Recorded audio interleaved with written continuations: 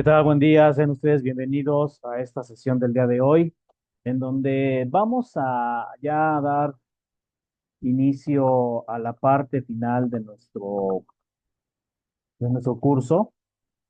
Y bueno, finalmente vamos a ver ya lo que es esta parte del derecho de asociación en cuanto a la materia laboral. Si bien nosotros entendemos que el derecho de asociación está consagrado en la Constitución Política, vamos a ir determinando algunas condiciones para efectos de la materia de lo que es en sí la libertad de asociación y sobre todo qué son las asociaciones empresariales, pero de manera muy general y sobre todo quiénes son los que representan a los trabajadores ante algunas condiciones de mejora, pero también ante algunas condiciones de conflicto laboral. Para ello, nosotros debemos empezar a definir qué son esta parte de los grupos de asociación y sobre todo cómo están constituidos o cómo se deben constituir de acuerdo con la Ley Federal del Trabajo. De tal modo que nosotros vamos entendiendo, perdón, mucha de la perspectiva de lo que es esta libertad de asociación. En esta parte, la libertad de asociación va a corresponder a esa facultad reconocida para ciertos individuos y sobre todo en la noción de asociarse pacíficamente con sus congéneres, con sus otros ciudadanos, con objeto de obtener fines lícitos, con objeto de obtener esas condiciones de mejora continua. Ajá.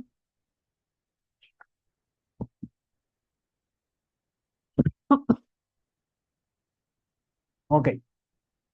En este caso, el artículo 9 de la Constitución Política nos establece que a ningún ciudadano dentro de la República se le puede coartar el derecho de la libre asociación de manera pacífica, pero sobre todo que esta libre asociación tenga un objeto lícito y que en ningún momento la reunión pueda ser armada, ¿de acuerdo? Entonces, en esta parte no, tampoco considera ilegal la constitución política que pueda ser disuelta alguna asamblea o alguna reunión que tenga por objeto el derecho de petición.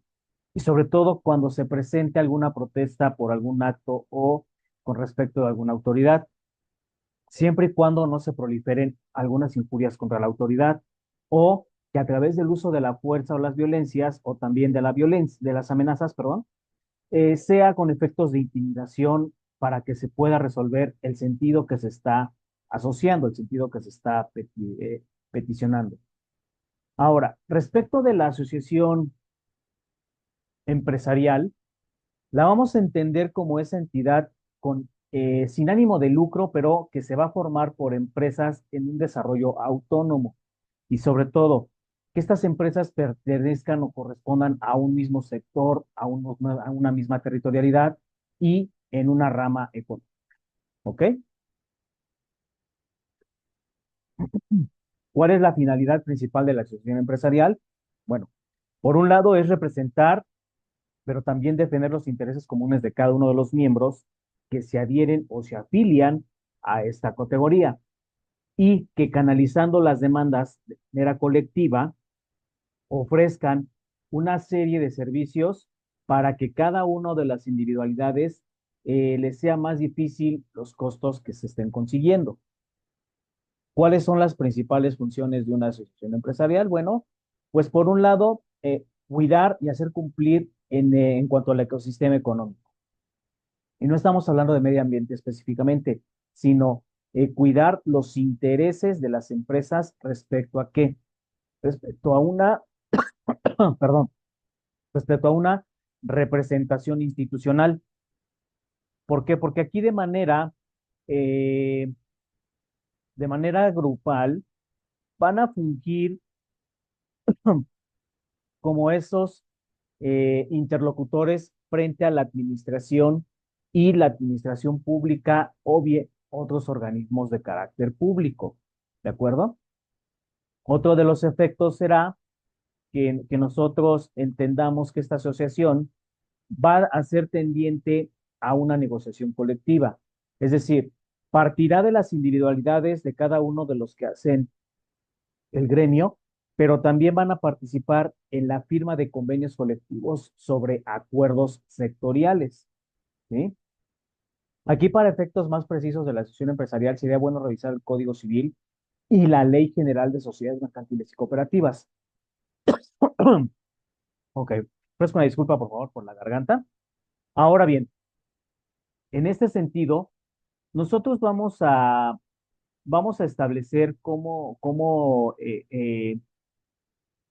para efectos de, del derecho laboral, esta parte de dar servicios a los asociados, necesitarán formar primero su empresa, necesitarán de la asesoría jurídica, desde luego, y aquellos trámites que se sirvan para qué, para entender la información sobre las normativas y todas aquellas condiciones que hacen quizá al compliance corporativo. ¿De acuerdo? Ahora, están estableciendo también un networking, es decir, una condición de cooperación, y sobre todo estas asociaciones deben de estar en una sinergia correspondiente entre las mismas empresas del giro. ¿Para qué? Para que sean dentro de un propio territorio donde se puedan llevar a cabo estos servicios. ¿De acuerdo? Ahora, tienen otro efecto: promover y hacer visible, pero también a través de la organización de ferias, eventos y campañas de promoción, fortalecer al gremio, fortalecer cada una de estas funciones para sostener el desarrollo y el sistema económico. ¿De acuerdo? Entonces, la asociación empresarial va a ser tendiente siempre a representar, sí, al propio gremio, pero también pueden surgir otras figuras, como por ejemplo los sindicatos. Y los sindicatos son esos entes que van a representar y van a proteger a los trabajadores ante, sí, las empresas, pero también hasta cierto punto, hasta ciertas condiciones de la autoridad. Ahora, en esta parte, nosotros vamos a ver qué son las coaliciones, esas coaliciones temporales que operan sin registro, que pueden ser integradas solo para la defensa de las condiciones de trabajo o mejora de estas, y principalmente que van a estar integradas al menos por dos o más trabajadores, o bien también por dos o más patrones, ¿sí? Sus características pueden ser permanentes, van a través de un registro obligatorio, parten de 20 trabajadores, y en este caso me estoy refiriendo ya específicamente a los sindicatos, ¿sí? Los sindicatos pueden ser integrados por mínimo 20 trabajadores, pueden ser instituidos por hasta tres patrones o más, para el estudio, la defensa y el mejoramiento continuo de los trabajadores, de las condiciones de trabajo específicamente. ¿Cómo se van a clasificar? Desde luego, pues hay sindicatos de trabajadores en el punto gremial, de empresa, industriales, nacionales, de industria, o de oficios varios. Y desde luego los patrones pueden ser locales o nacionales. Ahora, en este sindicato, nosotros debemos aquí voy a corregir un poquito la lámina, se va a registrar ante el Centro de Justicia, ante el Centro de Conciliación y Registro Federal. ¿Por qué? Porque ya están desaparecidas las juntas de conciliación y arbitraje. Y que por otro lado también sea la propia Secretaría de Trabajo y Previsión Social quien le dé auge a este documento o a esta organización. Desde luego, sus estatutos van de acuerdo con el artículo 371 de la Ley Federal del Trabajo, y sobre todo se van a apoyar de esa capacidad y representatividad. ¿Por qué? Porque los sindicatos son considerados entes ficticios integrados por personas físicas, es decir, personas morales, que tienen esa capacidad para qué, para obligarse, para contratar, para comparecer en juicios, para comparecer ante el secretario general o persona designada del sindicato. Desde luego, las obligaciones que tienen los sindicatos es informar a las autoridades sobre la actuación como tal, como esta figura, comunicar a la autoridad responsable o a las autoridades responsables, en este caso, que es la Secretaría del Trabajo y Protección Social y el Centro de Justicia, perdón, el Centro de Justicia, no, corrijo, el Centro de Conciliación Federal y Registro Laboral, sobre esos cambios en cuanto a altas y bajas de los miembros. ¿Qué prohibiciones puedan tener? Pues adquirir inmuebles que no se destinen para el objeto, motivo, fin de lo que es el sindicato, intervenir desde luego en asuntos religiosos y ejercer la profesión de comerciantes. ¿De acuerdo?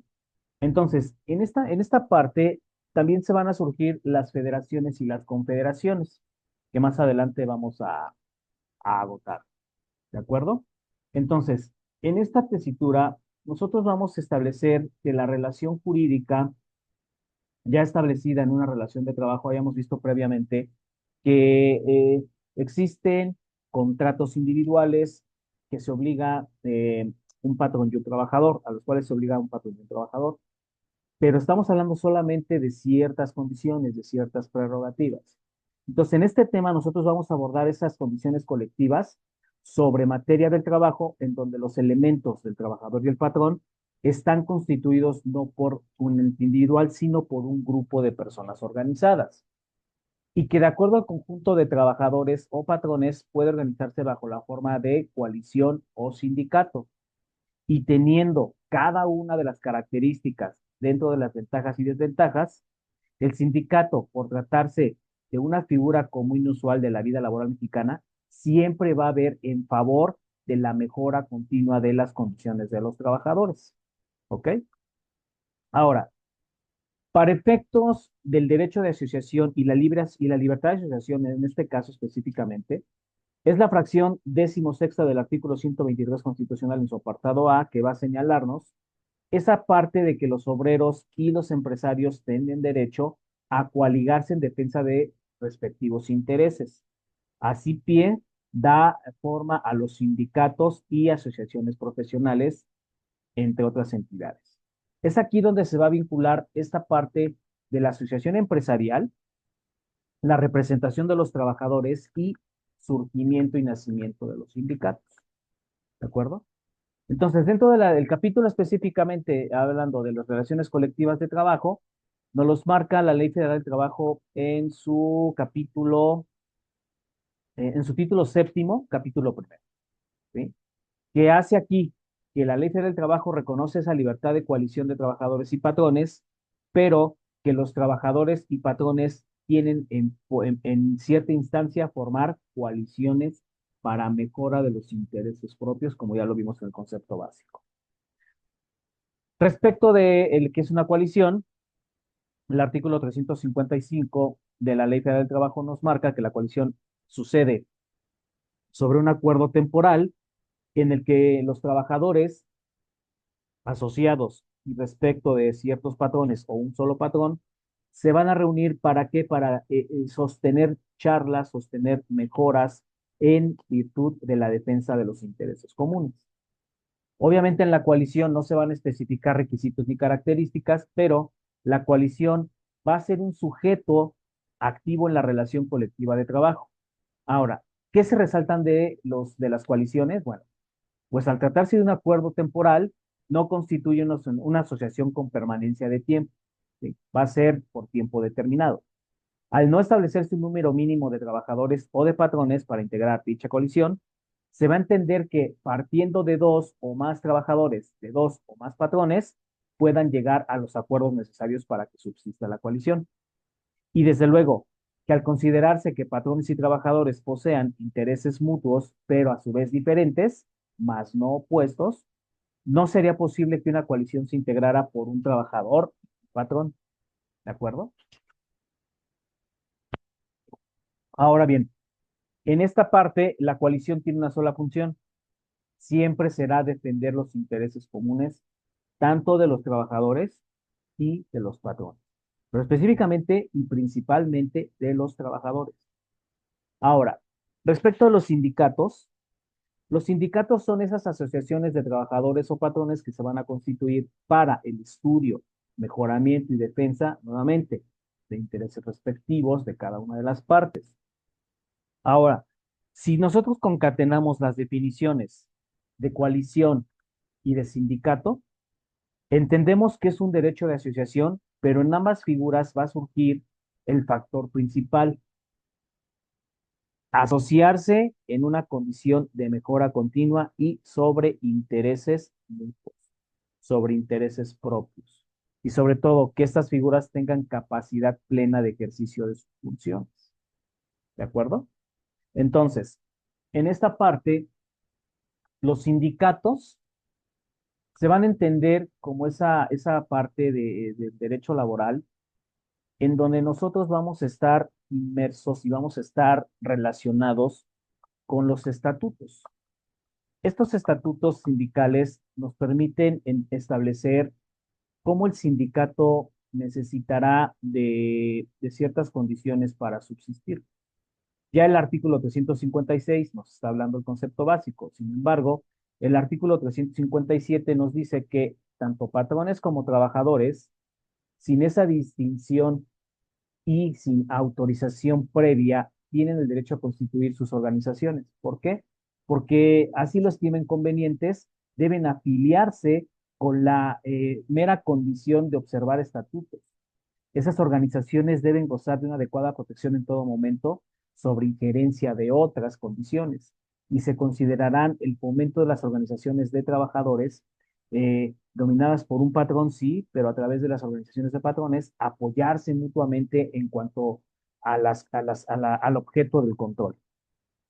Ahora, el artículo 357 bis de la propia ley va a establecer el reconocimiento de una personalidad jurídica de estas organizaciones, tanto de trabajadores como de patrones, pero que dentro de las federaciones y confederaciones no están sujetas a condiciones que impliquen restricción para ambas partes en las garantías y derechos, de los cuales en la fracción primera, al redactar los estatutos y reglamentos administrativos, se debe elegir libremente y sin coacción a los representantes de cada uno de los sindicatos, organizar la administración y sus respectivas actividades, es decir, a qué se va a dedicar el sindicato específicamente, qué es lo que va a operar. La tercera fracción nos dice que formular un programa de acción, es decir, cómo va a estar estipulado la mesa directiva, cómo se va a estipular los representantes de trabajadores, cómo se van a representar a los líderes sindicales. ¿Sí? Y sobre todo, que las organizaciones cuando estimen conveniente no deben estar sujetas a disolución, suspensión o cancelación por vía administrativa, sino cuando un sindicato se deba disolver tiene que ser por protocolo de asamblea general. El artículo 358 nos habla que dentro de los miembros de los sindicatos, las federaciones y las confederaciones, contarán con los derechos de libre afiliación que ya vimos en el artículo 356 y en el artículo 9 de la Constitución, a su vez en el 123, fracción 17ª. ¿Por qué? Porque nadie puede ser obligado a formar parte de un sindicato. Es mi voluntad y es mi libertad de asociación adherirme a esa figura. De acuerdo a que cuanto la estipulación desvirtúa algún modo de oposición, se tendrá por no puesta esa libertad. Ahora, los procedimientos de elección de las mesas directivas deben salvaguardar siempre el ejercicio de un voto personal y sobre todo libre, directo y secreto, porque finalmente sigue siendo un sufragio el elegir tanto al sindicato como a los líderes sindicales. ¿De acuerdo? Ahora, por otra parte, de acuerdo con el numeral 371, nosotros debemos establecer esas condiciones de reglas democráticas, de igualdad de género y sobre todo esta parte del voto libre y secreto directo de los miembros que quieren o pretenden hacer actividad. Ahora, en la fracción tercera del propio artículo 358 nos dice que esas sanciones deben de imponerse que se deben imponer a los sindicatos, federaciones y confederaciones. Cada uno de los miembros debe ceñirse a lo establecido en la Ley Federal del Trabajo, pero también a los estatutos que crean el propio documento de sustento jurídico de la propia ley.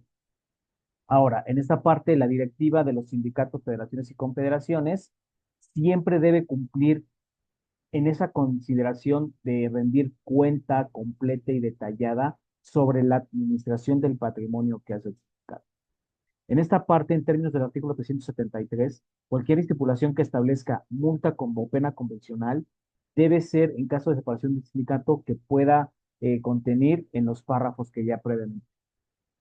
Entonces, los sindicatos, desde luego, tienen derecho a redactar sus propios estatutos y sus reglamentos, pero así también a elegir libremente a sus representantes en aras de organizar la administración, la operatividad, las actividades y sobre todo formular los programas de acción sobre los cuales va a versar esta creación sindical. ¿De acuerdo? Ahora, dentro del artículo 360 de la Ley Federal del Trabajo establecemos lo que son los sindicatos, los tipos de sindicatos. Y los tipos de sindicatos pueden ser gremiales, de empresa, industriales, nacionales o de industria. y sobre todo que estos, también los de oficios varios, desde luego. Por ejemplo, los sindicatos gremiales van a estar formados por esos sindicatos de una misma profesión, oficio o especialidad. Yo podría dar un ejemplo muy básico, ¿no? El CENTE y la CENTE. Son dos sindicatos, pero con diversidad de estatutos, porque por un lado, el Sindicato Nacional de Trabajadores al Servicio de la Educación forma parte de una organización y la CENTE, que es la Coordinadora Nacional de Trabajadores de la Educación, si bien tienen intereses diferentes, pudieran ser afines a la par porque ambos están protegiendo los derechos del magisterio, los derechos del profesorado en cuanto a los niveles del gobierno federal. En este caso, también pudiera existir los sindicatos de electricistas, por ejemplo, los sindicatos de los ferrocarrileros en algún momento, los sindicatos de los petroleros, que se dedican a una misma profesión. Ahora, en este caso, los de empresa que son formados aquellos sindicatos de trabajadores que presten sus servicios en una empresa, en una sola. Los industriales formados por trabajadores que presten sus servicios para dos o más empresas. Aquí estamos hablando de una pluralidad de figuras. Y los nacionales de industria, que son esos trabajadores que van a prestar varias empresas, pero ramificadas al mismo rubro, instaladas en dos o más entidades federativas. Por eso es que de repente también se hacen esta parte de las fracciones de los sindicatos. ¿Sí? Los de varios oficios, desde luego, pues están formados por trabajadores a los cuales se van a constituir del municipio o la localidad que se trate. ¿Sí? Entonces, en esta parte, los trabajadores sobre una misma profesión no debe ser menor a 20 personas.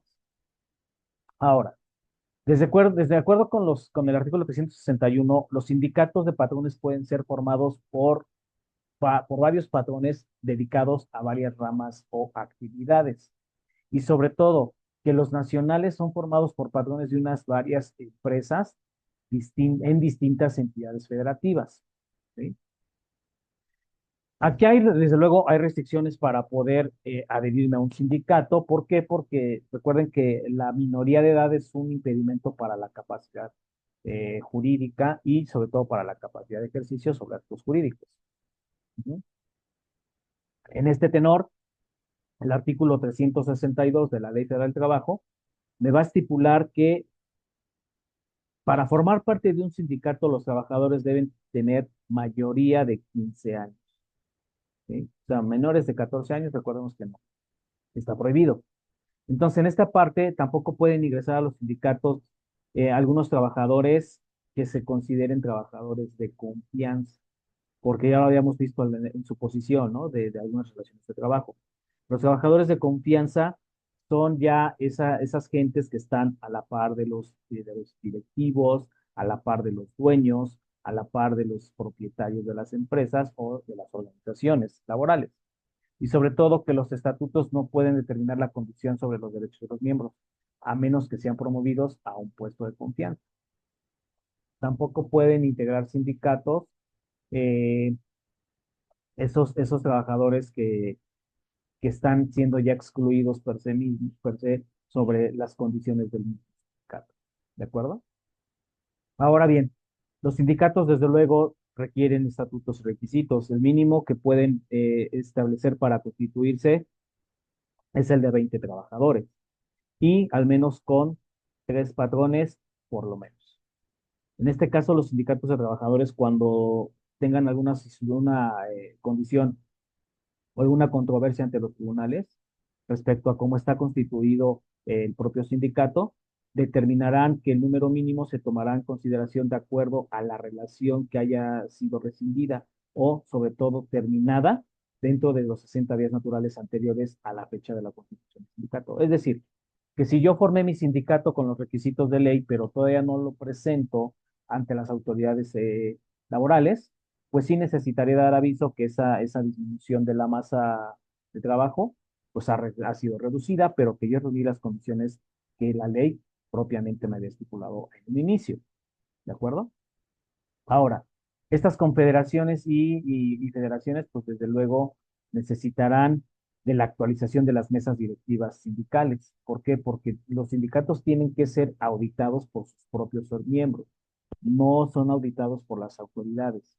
En este caso, tienen que actuar con estos principios de autonomía, de equidad, de democracia, de legalidad, pero sobre todo de transparencia, para dar certeza jurídica y certeza laboral, para establecer esos elementos de gratuidad y que se actúe con inmediatez, imparcialidad y sobre todo el respeto a la libertad sindical y el respeto a las garantías individuales constituidas dentro de la Carta Magna. Entonces, tratándose de la actualización de mesas directivas de carácter sindical, son las autoridades registrales quienes deben expedir en un plazo no mayor a 10 días siguientes a que se realice la petición, cuál va a ser la forma de procedibilidad sobre que no deje el sindicato en un estado de indefensión. La materia y el registro de la actividad sindical siempre debe de velar por el interés colectivo y prevalecer los aspectos del orden formal que hacen a los sindicatos. ¿Ok? Obviamente, en el artículo 365, como lo habíamos visto ya en el mapa, establecemos que los sindicatos deben registrarse ante el Centro de Conciliación Federal y Registro Laboral y van a reunir los siguientes requisitos. La copia autorizada del acta de la Asamblea Constitutiva y si puede ser copia certificada por notario, pues mucho mejor. Lista de las personas autorizadas que van a pertenecer al sindicato con el número de trabajadores, desde luego, los nombres, la clave única del registro de población y los domicilios de cada uno de los miembros. Además de cuando se trate de trabajadores conformados, el nombre y domicilio de los patrones o empresas en los que están prestando los servicios. ¿Sí? Cuando se trate de aquellos trabajadores, perdón, sindicatos conformados por patrones, el nombre y domicilio de las empresas en donde cuenten los trabajadores. Copia autorizada, desde luego, de los estatutos que se han requerido de acuerdo al 371 de la Ley Federal y, sobre todo, copia actualizada de la Asamblea cuando se haya elegido la mesa directiva. Todos estos documentos deben ser autorizados a través de la firma del secretario general o, en su caso, el homólogo que quede a cargo del sindicato, del sindicato o de despachar al sindicato, en términos del artículo 376 de la propia ley. Entonces, es el Centro Federal de Conciliación y Registro Laboral quien hará pública la consulta para cualquier persona y, sobre todo, la debida actualización sobre la información de registros de los sindicatos. ¿Por qué? Porque se deben expedir copias de documentos que obren ya en los expedientes del Centro de Conciliación y, sobre todo, también deben atender a lo dispuesto a la Ley General de Transparencia y Acceso a la Información Pública. Ese texto íntegro de los sindicatos, desde luego, deberá tener estatutos sobre los registros que cuando menos tengan el domicilio, el número de registro, el número de sindicato, el número de integrantes que hacen al comité ejecutivo y sobre todo la fecha de vigencia que hace a ese comité. Igual, el número de socios con el que cuenta el sindicato y sobre qué central obrera está empleando esa organización. El padrón de socios, desde luego, es importante. Entonces, el registro de un sindicato se puede negar con las condiciones del artículo 356. O sea, si no estamos atendiendo a lo estipulado al numeral 356 o si no se ha constituido el número de miembros fijado en el artículo 364 y su fracción tercera, que no se exhiban los documentos a que se refiere el artículo 365 que ya previamente agotamos.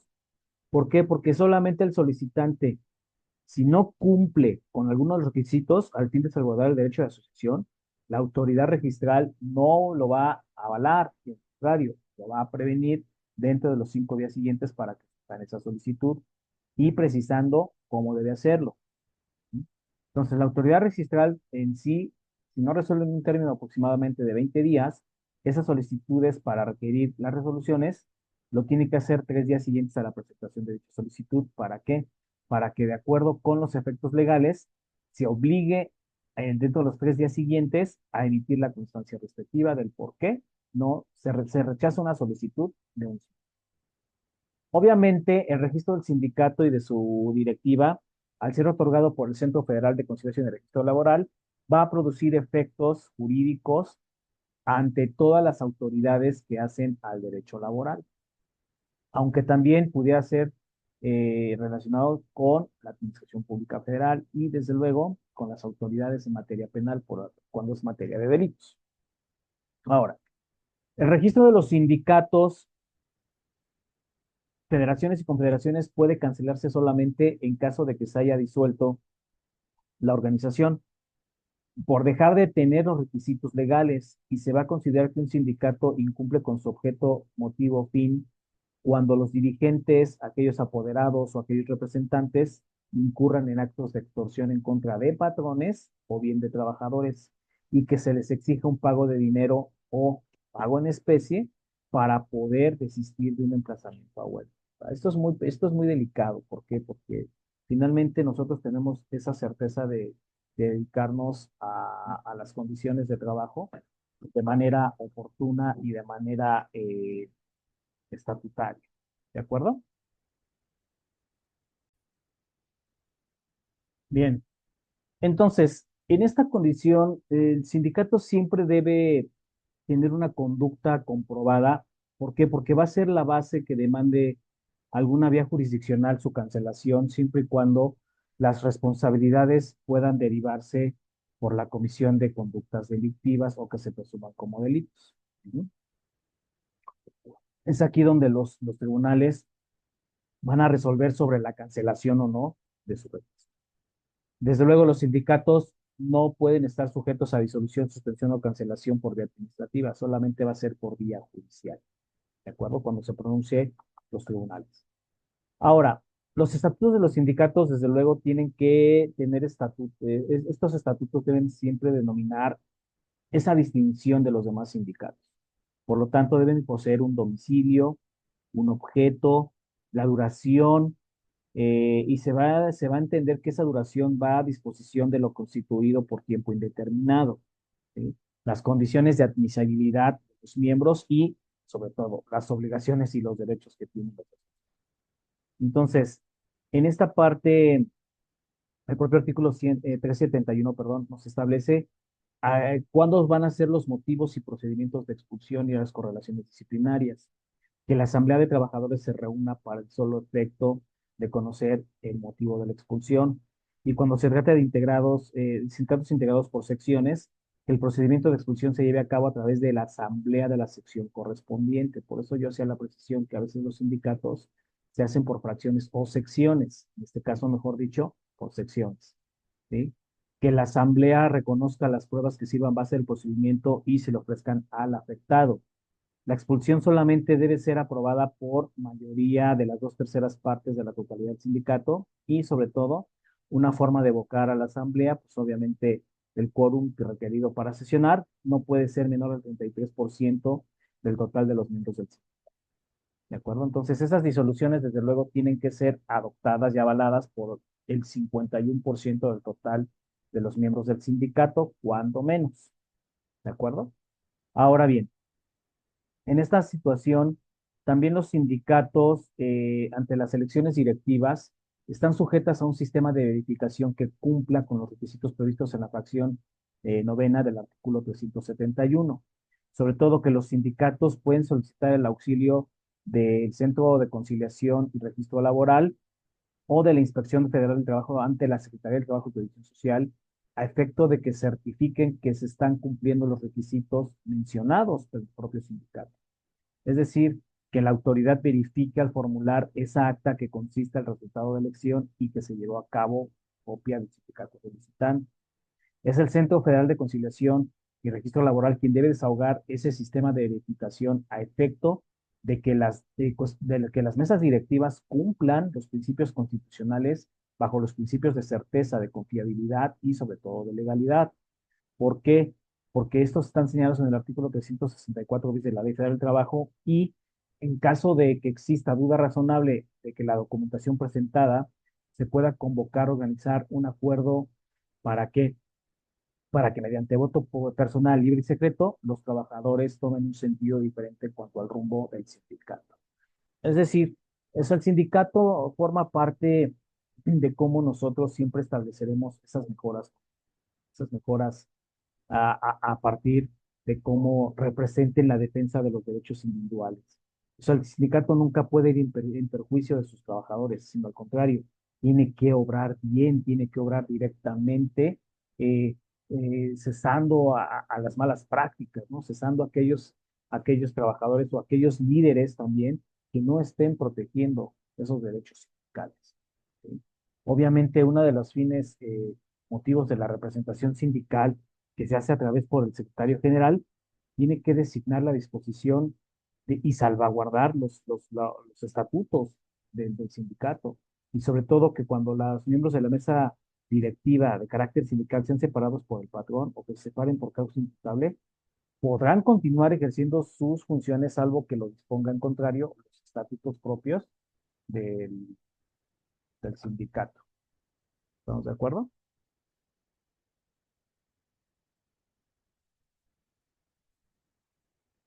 Ahora bien, en esta parte, eh, nosotros siempre vamos a establecer qué queda prohibido, qué derechos y obligaciones tienen los sindicatos. Bueno, por un lado, las obligaciones son proporcionar aquellos informes que soliciten las autoridades del trabajo y sobre todo que se refieran exclusivamente a la actuación de cómo están los sindicatos.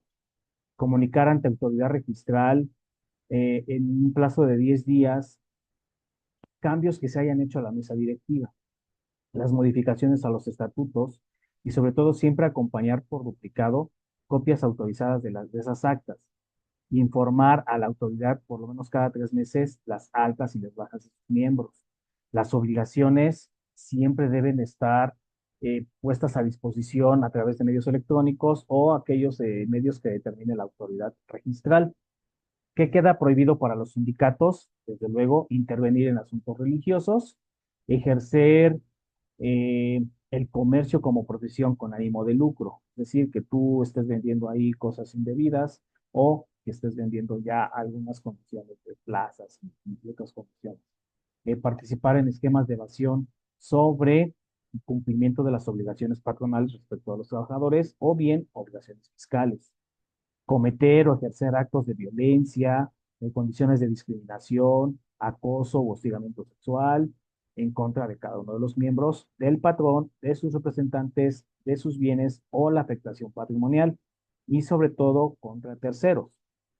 Ahora, participación también en esos simuladores de carácter de patrón con el fin de que el verdadero patrón evada sus responsabilidades. O sea, el sindicato, recordemos que es un representante, no funge como tal en esta figura de la cuestión pagadera. Siempre el sindicato va a permitir esa tutela de derechos. Desde luego, hacer constar o utilizar constancias en las que señalen que la realización de votaciones o consultas de los trabajadores sin que se hayan efectuado. O sea, cuando vienen las renovaciones de las famosas planillas, el sindicato tiene que ejecutarlas con transparencia, tiene que ejecutarlas con el debido apego y estricto derecho. ¿Por qué? Porque entonces estas votaciones serían fraudulentas.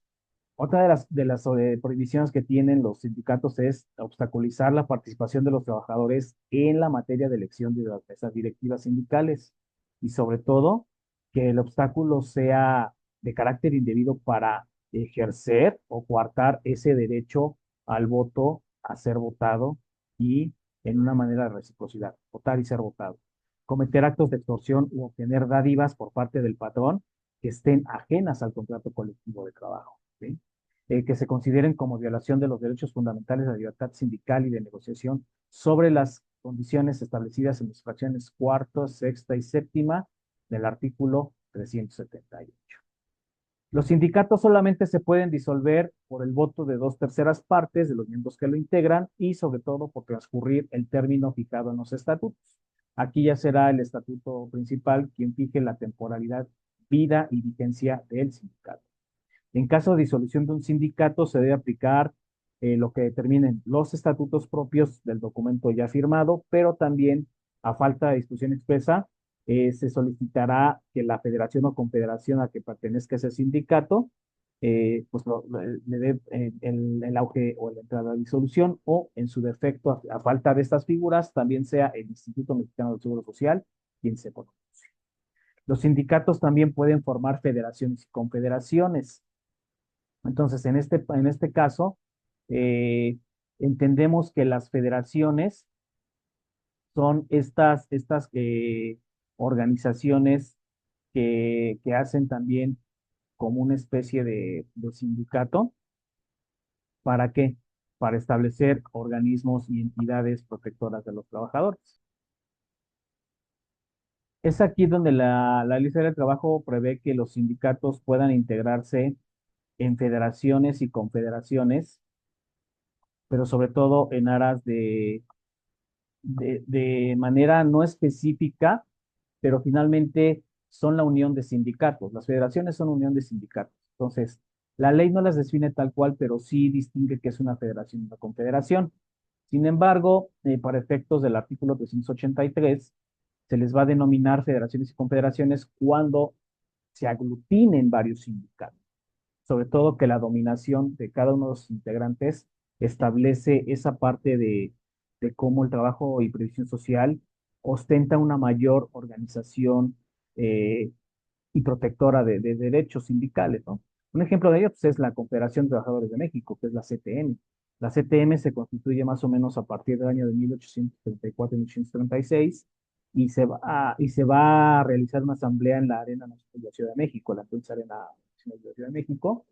Entonces, el primer dirigente ahí fue Vicente Lombardo Toledano y después queda a cargo Fidel Velázquez eh, entre 1950 hasta su muerte en por ahí de 1997, ¿no? Entonces, en esta parte, las federaciones y las confederaciones van a dar entrada siempre a estos elementos de cómo el sindicato pueda mejorar las condiciones. Desde luego, siempre será esa parte de cómo nosotros protegemos las disposiciones de la materia del trabajo, ¿no? Y sobre todo que el sindicato tiene que ser una asociación representadora de los trabajadores y sobre todo cómo estamos estableciendo esa parte del buen trabajo en aras del trabajador. ¿De acuerdo? Entonces, vamos a ver rápidamente una figura importantísima con motivo de los sindicatos, que es el contrato colectivo. Y el contrato colectivo, como ya lo habíamos visto al principio del curso, en las primeras sesiones del curso, el contrato individual me va a dar ciertos estatutos, me va a dar esa relación jurídica entre un trabajador y un patrón. Sin embargo, en esta parte, el, el, el contrato colectivo va a venir a mejorar las condiciones de trabajo de estos trabajadores. Sobre todo que en esta parte del contrato colectivo surge como una denominación del derecho del trabajo como parte del acuerdo de voluntades propias entre un sindicato de trabajadores y uno o más patrones, o en su defecto, uno o más trabajadores, uno o más patrones. Desde luego que va a establecer condiciones de trabajo aplicadas a varias empresas o establecimientos, que va a tener un sentido de vida jurídica desde su celebración, su vigencia y su terminación, y que dentro de esta vigencia pudiera tener una prórroga y sobre todo que el contrato debe tener revisiones periódicas. Tiene cláusulas especiales, perdón, como las de admisión y las de exclusión, y sobre todo el derecho de antigüedad sobre vacantes en cuanto a esas vacantes que tienen preferencia sobre la antigüedad, sobre trabajadores de origen mexicano, sobre trabajadores que han dejado las plazas en herencia a las familias y sobre todo las prerrogativas hacia las personas sindicalizadas. Desde luego nos habla de ascensos con respecto a la antigüedad y con respecto de la familia. Ok, los contratos colectivos de trabajo tienen por objeto ese estudio, mejoramiento y defensa de las condiciones del trabajo y que los objetivos se traduzcan en unas disposiciones de carácter general, pero que se van a aplicar a empresas o establecimientos. ¿Sí? Desde luego, los sindicatos llegan a materializar estas condiciones de acuerdo a los objetivos, pero se les va a conocer al contrato colectivo de trabajo como la figura más importante del derecho laboral mexicano en la actualidad. Ahora bien, y en este sentido, el diccionario jurídico mexicano lo va a definir al contrato colectivo como ese acuerdo al que van a llegar un grupo de trabajadores respecto de una representatividad de un grupo sindical. y sobre todo que con respecto de los patrones o grupo de patrones, las empresas o las industrias puedan establecer el carácter de entidades económicas para la producción y distribución de bienes y servicios. Pero el contrato colectivo va a establecer condiciones de trabajo sobre un trabajo o servicio subordinado. Aquí se consolidan algunas condiciones del contrato individual, pero que los patrones aceptan esas obligaciones de naturaleza individual y social mediante la consignación de beneficios y compromisos en manera recíproca, ajustados a la índole de servicios para desarrollar por parte de los trabajadores. Encuentra su base jurídica en el artículo 386 de la Ley Federal del Trabajo. ¿Y qué elementos debe contener un contrato colectivo? Pues por lo tanto, al ser un acuerdo de voluntades, se debe celebrar entre un sindicato de trabajadores y uno o más patrones, que va a regular las prestaciones de servicios, que va a ser aplicable a una o más empresas o establecimientos, que esas condiciones de trabajo deben aplicarse a los trabajadores que pertenecen a una empresa o establecimiento, sean sindicalizados o no. Por eso aquí me detengo esta parte. A veces, muchos de los trabajadores que forman parte de los sindicatos benefician a otros trabajadores que no pertenecen al propio sindicato o a esta figura contractual. ¿Sí? Y que en ese sentido, solo puede dejar de aplicarse el contrato colectivo a los trabajadores de confianza cuando se haya pactado expresamente tanto en los estatutos del sindicato como en el propio contrato laboral. El contenido, de acuerdo a esta parte de acto jurídico, está establecido en el 391 de la Ley Federal del Trabajo, y aquí lo tiene, ¿no? En la fracción primera, el contrato debe tener los nombres y domicilios de los contratantes, el nombre de las empresas y establecimientos que van a abarcar estos contratos, la duración o la expresión de ser por tiempo indeterminado o bien para obras determinadas. Desde luego, tiene que estipular las jornadas de trabajo, los días de descanso y vacaciones, el monto de los salarios, cláusulas relativas a capacitación o adiestramiento de los trabajadores, disposición sobre capacitación o adiestramiento inicial para quienes vayan a ingresar a laborar a las empresas, las bases de integración y funcionamiento de las comisiones que deban integrar este contrato o que den más certeza a este contrato, y todas las disposiciones que convengan las partes. Desde luego, los contratos colectivos no pueden contener cláusula de exclusión por separación, en el entendido que esta cláusula solamente va para aquellos trabajadores que dejen de pertenecer al sindicato por motivos de fuerza mayor o casos graves, como puede ser la renuncia o la expulsión del sindicato. Y sobre todo, que puedan ser separados de su empleo sin responsabilidad para el patrón. Entonces, finalmente, las condiciones mínimas que debe tener un contrato colectivo de trabajo son la participación del sindicato y del patrón, las mismas solemnidades del acto jurídico y las mismas solemnidades y requisitos de un contrato individual, pero que éstas siempre van a ser superiores al contrato plenamente válido. Esa celebración, vigencia y terminación del contrato colectivo, desde luego, las condiciones de celebración, es decir, cuando el contrato tiene ya nacimiento, tienen que ser revisadas y prorrogadas dentro del desarrollo, y la terminación del contrato colectivo, es decir, por causas de muerte de las que se consideren legalmente establecidas. Entonces, como el contrato no se trata de un ente vivo estrictamente en cuanto a lo corpóreo, hay ocasiones en que la terminación no se da en los contratos colectivos y adquieren un carácter casi permanente. Entonces, la vida del contrato puede sintetizarse como el nacimiento, el desarrollo y la muerte de ese contrato. En la cuestión de la celebración, nosotros vamos a establecer que el acuerdo de voluntades debe contener la manifestación de la voluntad del sindicato contratante. Este debe ser a través del secretario general o persona designada para esos efectos, y la voluntad del patrón o los patrones.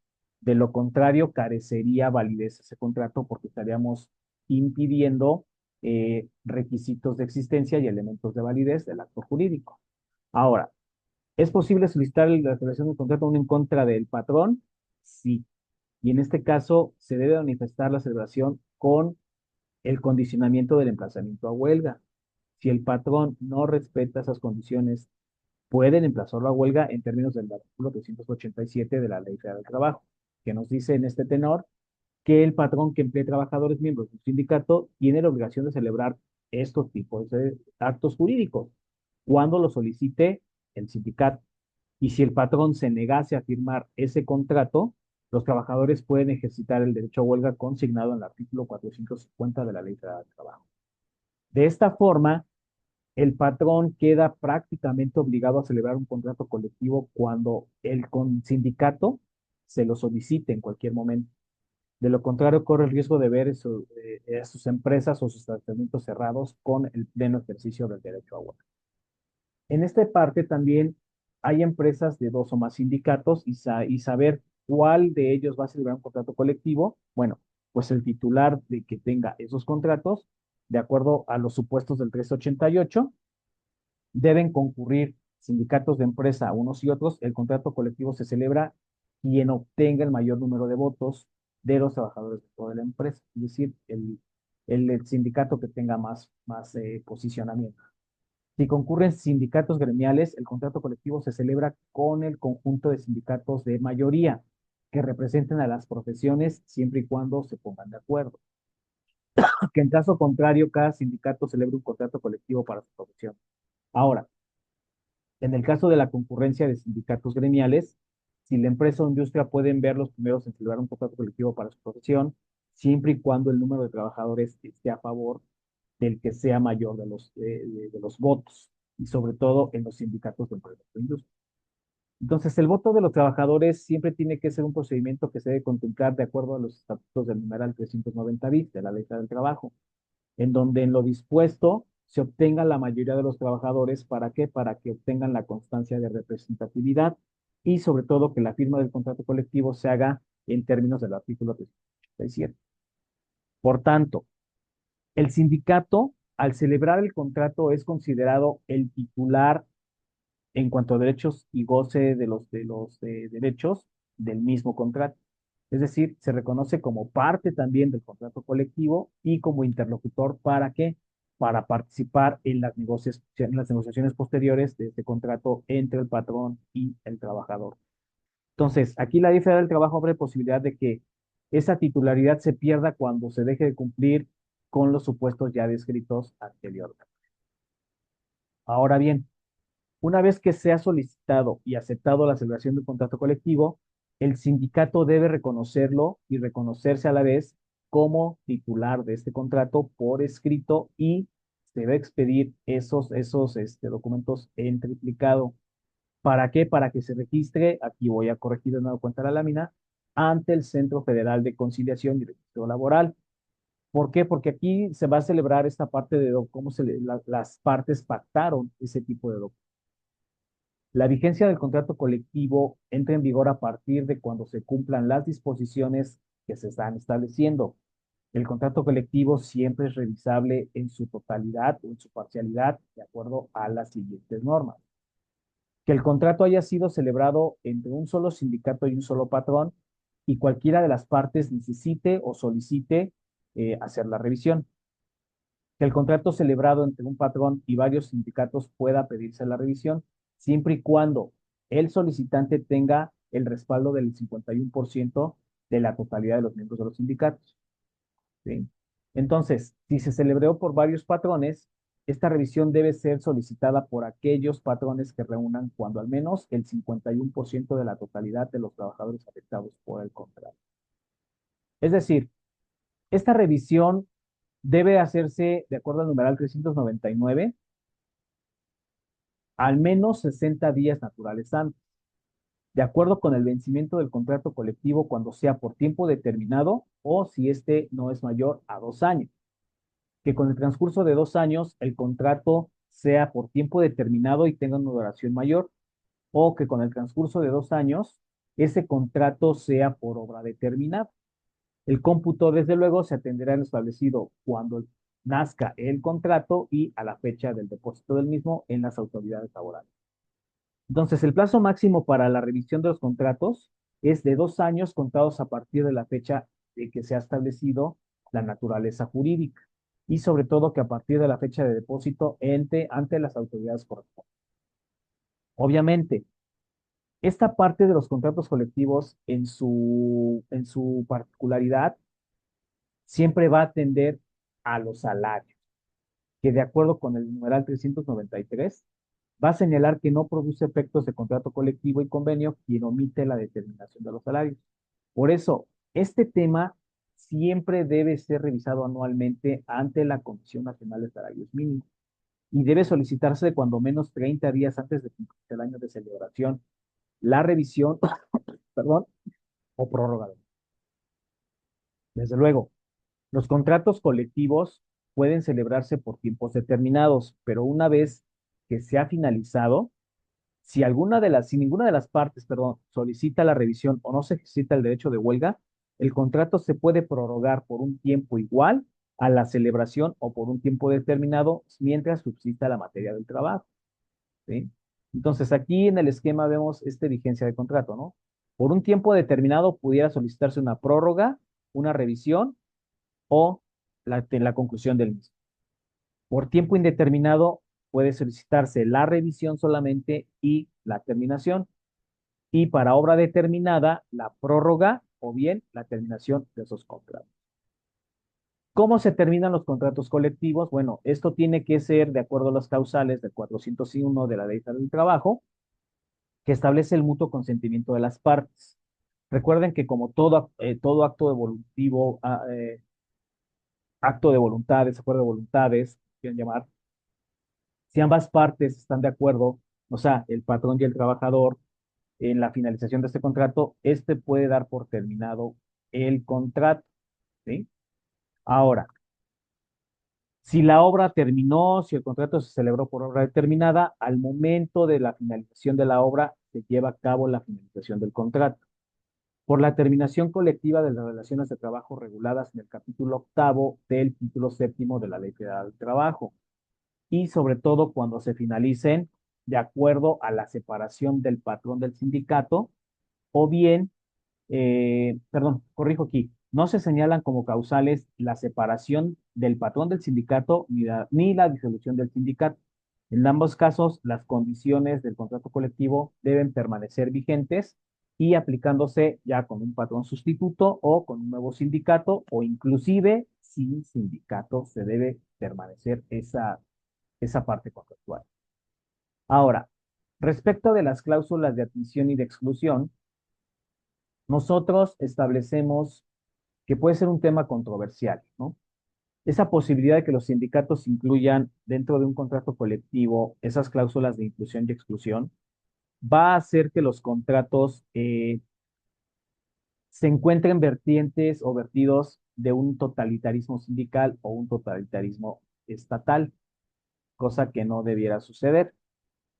Sin embargo, esta parte de la cláusula de exclusión nos la señala el artículo 395 en la condición de que para que solamente se admita un patrón, perdón, en caso de que el patrón admite exclusivamente como trabajadores a quienes sean miembros de su sindicato, la cláusula debe establecer privilegios en su favor y no puede aplicarse en perjuicio de sus trabajadores.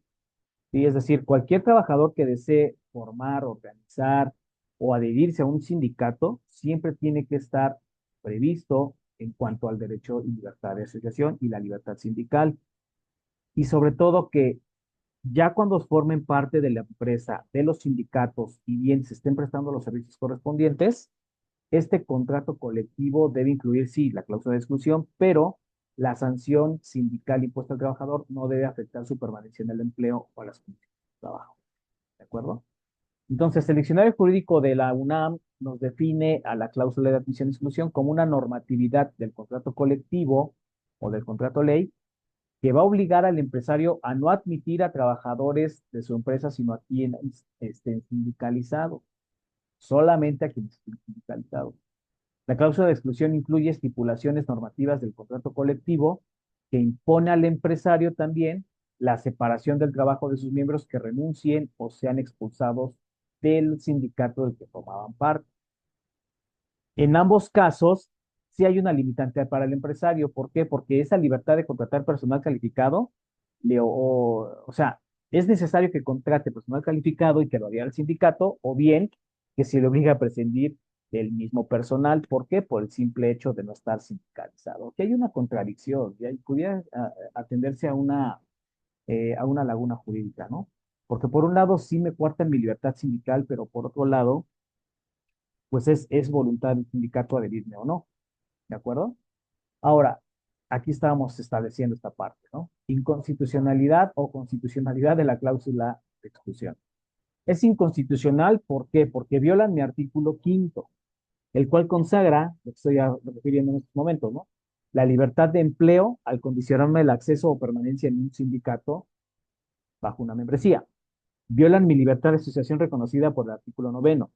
Violan mi libertad sindical y sobre todo al obligarlos a afiliarse y permanecer en un sindicato como condición indispensable para trabajar. Ahora, es constitucional, ¿por qué? Porque la libertad de empleo no se refiere a la posibilidad de solicitar el empleo mismo, sino más bien el trabajador decide dedicarse a la profesión, industria o u oficio que le plazca en una u otra empresa.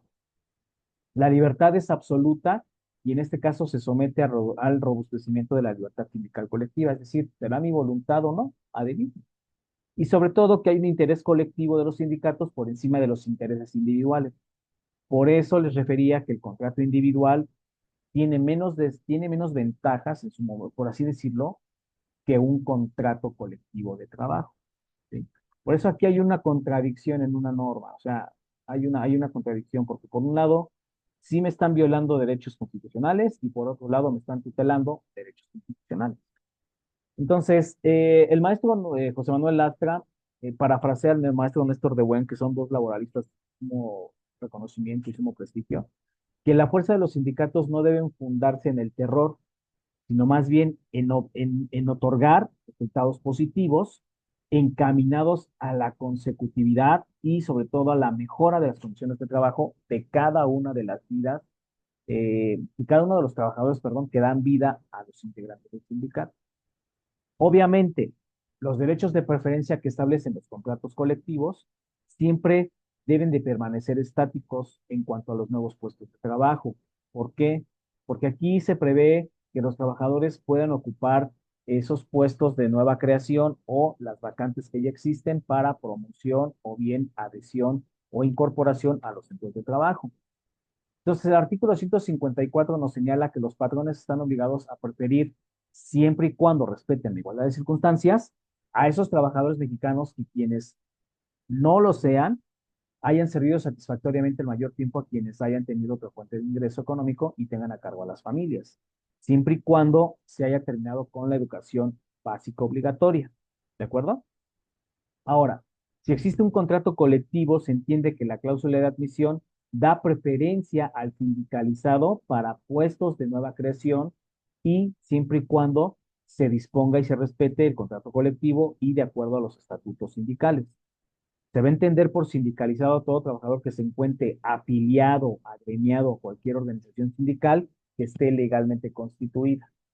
Entonces, de esta manera, si la empresa o los establecimientos tienen vacantes o existen nuevos puestos o hay un puesto de nuevo ingreso, la igualdad de circunstancias debe siempre preferir el patrón a quien sea mexicano, a un trabajador mexicano. Y sobre todo que el puesto sea para el trabajador con mayor tiempo dentro de la empresa, siempre y cuando reúna los requisitos de aptitud, actitud y capacitación y desarrollo. ¿Por qué? Porque aquí se puede preferir cada única fuente de ingresos y debe mantener a su familia. ¿De acuerdo?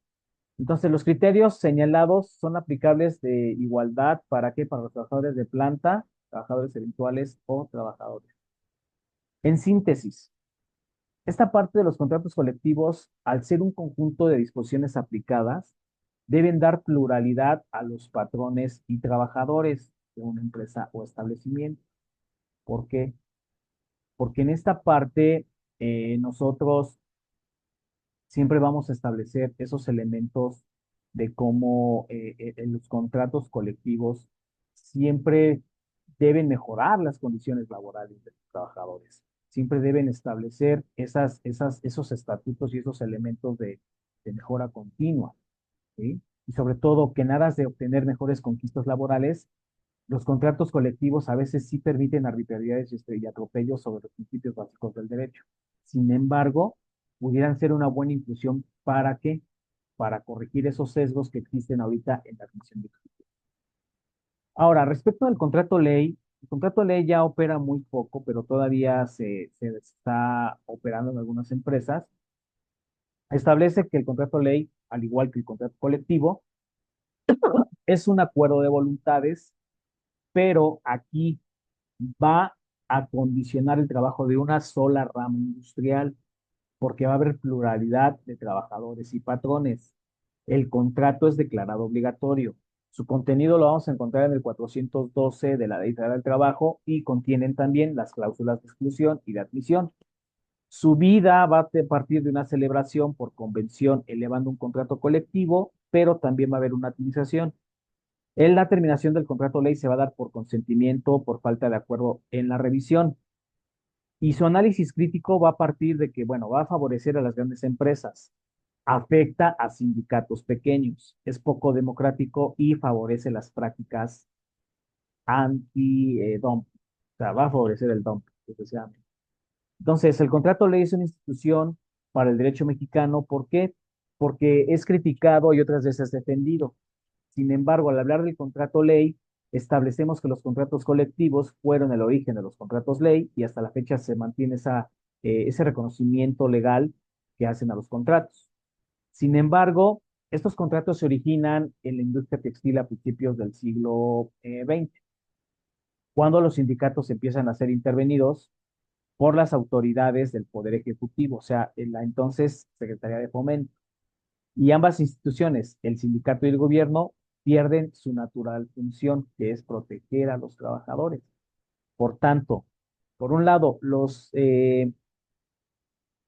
la parte de los sindicatos, al contar con apoyo político, aseguran a los segundos, es decir, al Poder Ejecutivo, un mayor control, no solo sindical, sino también un mayor control sobre las empresas. ¿Sí? ¿Cómo se va a conceptualizar este contrato? Bueno, se va a conceptualizar de carácter obligatorio y su finalidad va a imponer condiciones de trabajo uniformes sobre determinadas ramas o industrias. Su objeto será extenderles en su totalidad a los trabajadores de empresas dedicadas a una misma rama, a una misma actividad, por convocatoria del poder público para su celebración.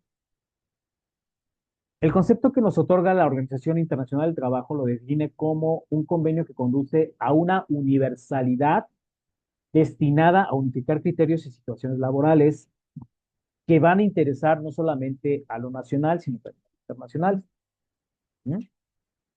Por tanto, esa naturaleza de relaciones entre trabajadores y empleados se va a direccionar solamente a un sector de la actividad económica. ¿Qué elementos debe contener el contrato ley? Obviamente, ser un convenio y un acuerdo de voluntades, una pluralidad entre trabajadores y patrones dedicados a una misma rama de la industria para que sea declarada en una entidad o varias de acuerdo a la zona geográfica que abarque el territorio nacional. El artículo 404 va a definir el contrato ley como ese convenio celebrado entre uno o varios sindicatos de varios trabajadores y varios patrones, o uno o varios sindicatos de patrones, al objeto de establecer las condiciones determinadas sobre una misma industria, sobre una misma rama, que van declarando obligatorio en varias entidades federativas o zonas geográficas económicas que abarquen todo el territorio nacional. ¿Qué diferencias hay entre un contrato colectivo y un contrato ley? Que por un lado es un contrato que se va a aplicar a una empresa y establecimiento, contrato colectivo. En el contrato ley solamente va a ser aplicable a toda una rama de la industria, ¿sí? Que se va a solicitar su celebración ante un patrón. El contrato ley se va a solicitar ante la Secretaría del Trabajo y Previsión Social. El contrato colectivo puede ser otorgado por un solo patrón. El contrato ley no, debe ser otorgado por varios patrones. Para ser válido, necesita hacerse por escrito y su eficacia va a depender del registro ante el Centro de Conciliación y Registro Laboral. Para ser válido el contrato ley se necesita que la autoridad responsable sea el Poder Ejecutivo y que este Poder Ejecutivo lo declare obligatorio. El contrato colectivo puede celebrarse por tiempo indefinido y el contrato ley tiene una duración máxima de 2 años.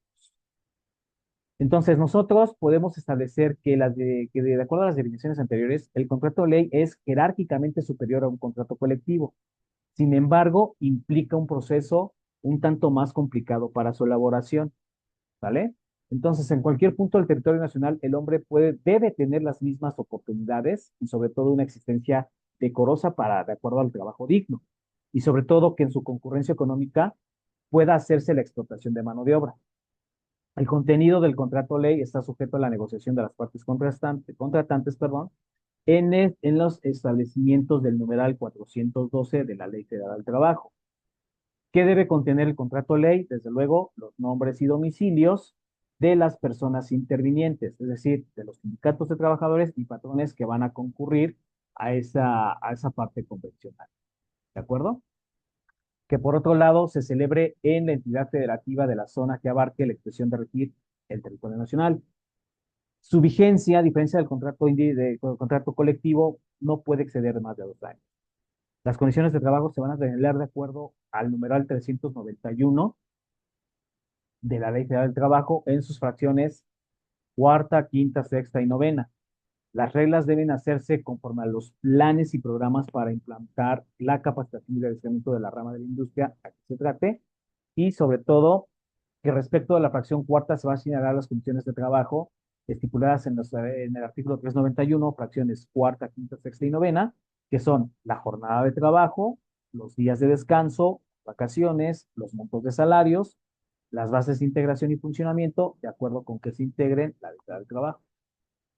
¿Cómo se celebra la vigencia y la atención del contrato ley? Bueno, asumiendo que el contrato ley tiene una vida y su ciclo vital está integrado por el nacimiento, como la celebración se va a desarrollar a través de una administración y desde luego tiene que ser revisable. ¿Sí? La celebración tiene que ser mediante un convenio. ¿Por qué? Porque este proceso va a tener etapas similares al proceso legislativo. Está regulado del 406 al 411, del 414 al 416, como una iniciativa, una convocatoria a la convención. Desde luego, este contrato se tiene que discutir para que se pueda aprobar y se pueda declarar una obligatoriedad para que se publique y tenga una entrada en vigor. La iniciativa va a partir de los sindicatos con la representatividad mínima de las 2/3 partes para que aquí nosotros, bueno, veamos la solicitud de que puede ser presentada ante la Secretaría del Trabajo y Previsión Social para el caso de las industrias de la Comisión Federal y cuando sea competencia local ante los gobernadores del estado o el jefe de gobierno de la Ciudad de México. Son los solicitantes quienes están encargados de demostrar que cumplen con los requisitos ya mencionadas anteriormente. La convocatoria de convención la dicta la autoridad ante que se presente la solicitud y es quien va a decidir si cumple o no cumple con los requisitos de procedibilidad y si es oportuno o benéfico para la rama o industria la celebración de contrato ley. Si la autoridad lo considera oportuno, desde luego, pues va a convocar a los sindicatos y a los patrones. ¿Para qué? Para celebrar la convención y esa convocatoria se debe publicar en el Diario Oficial de la Federación. Por otra parte, la convención la marca la Ley Federal del Trabajo, pero no abunda sobre la forma en que se lleve a cabo la convención. Simple y sencillamente te va a señalar que debe ser precedida por el secretario del Trabajo y Previsión Social, el gobernador del estado o el jefe de gobierno de la Ciudad de México. Esta convención se va a integrar por las comisiones que se consideren necesarias en materia del trabajo para que se determine también el reglamento interior del trabajo. La aprobación viene con esta instalación de los sindicatos, siempre y cuando estén representados por las 2/3 partes de la industria de que se trate. Y de acuerdo con la convención, el artículo 414 debe señalar que el convenio solo debe ser aprobado por por la mayoría de los trabajadores a los que se refiere el artículo 406. Entonces, si las 2/3 partes de los trabajadores sindicalizados son la base para el cómputo de votos, el contrato está aprobado. Pero se necesita del quórum de votación con el 51% de la mayoría ya. ¿Sí? Entonces, esta parte de los contratos colectivos y los contratos ley son más complicados, jóvenes. ¿Por qué? Porque nosotros estableceremos que el contrato colectivo se va a celebrar de acuerdo al 415 de la Ley Federal del Trabajo y señala como requisito indispensable que las 2/3 partes estén sindicalizadas sobre la misma rama. Entonces, Quizá no sea tan necesario como lo apuntaba el maestro Néstor de Buen, pero sí esa mayoría debe dar como resultado proselitismo. Ajá. La solicitud la puede elaborar desde luego el sindicato con el mínimo de las dos terceras partes y la debe presentar ante la Secretaría del Trabajo y Previsión Social. ¿Para qué? Para que esta solicitud se acompañe de copia del contrato colectivo y se deba señalar la autoridad ante quien va a ser depositada. ¿Para qué? Para que se publique en el Diario Oficial de la Federación en un término no menor de 15 días y bien se puedan formular las oposiciones al contrato.